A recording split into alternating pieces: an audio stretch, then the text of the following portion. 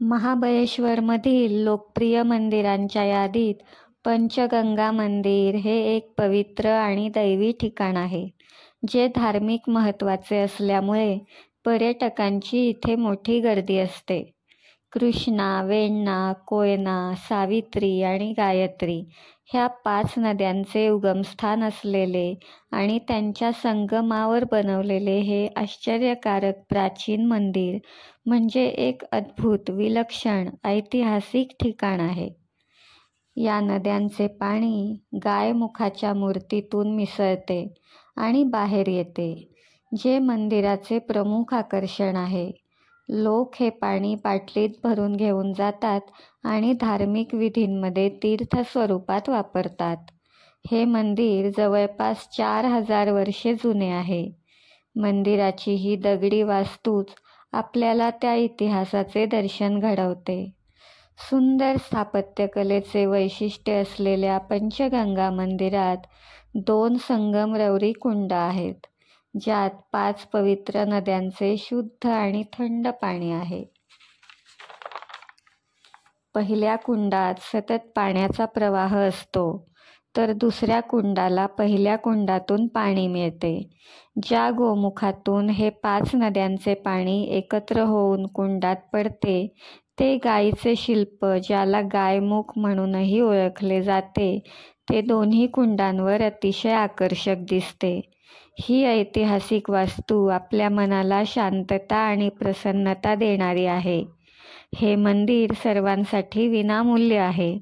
दररोज पहाटे 5 ते दुपारी 12 पर्यंत आणि दुपारी 4 ते रात्री 9 पर्यंत मंदिर दर्शनासाठी खुले असते. इथे आतमध्ये शूटिंग अलाउड नाहीये, त्यामुळे मंदिराच्या आतील भागात शूट करता आले नाही.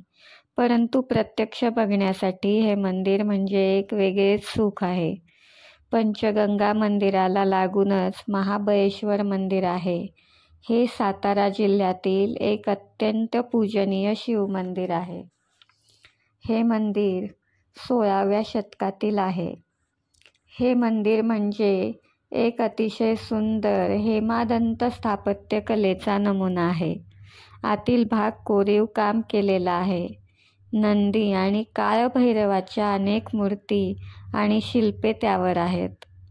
मंदिरातील साधेपणा सह्याद्रीच्या पर्वतरांगांच्या भव्य पार्श्वभूमीने पूरक आहे. रुद्राक्षाच्या रूपात लिंग असलेले हे जगातील एकमेव मंदिर असल्याने या मंदिराला खूप धार्मिक महत्त्व आहे. 6 फूट लांब स्वयंभू शिवलिंग, जे महालिंगम म्हणून ओळखले जाते, ते हजारो वर्षे जुने आहे. मंदिराचे वातावरण शांत आणि प्रसन्न आहे.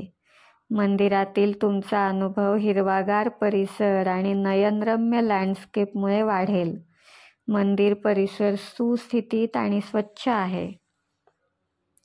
मंदिराच्या परिसरात महाबळेश्वरची अनेक प्रसिद्ध ठिकाणे आहेत, ज्यांना एकाच दिवशी भेट देता येते.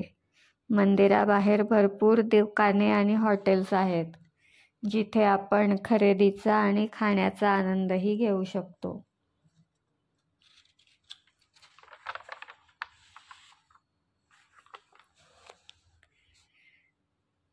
दरीच्या बाजूने महाबळेश्वर मंदिराकडे जाणाऱ्या रस्त्यांची स्थिती फारशी चांगली नाहीये. त्यामुळे इथे येताना वाहने मर्यादेतच चालवणे आवश्यक आहे.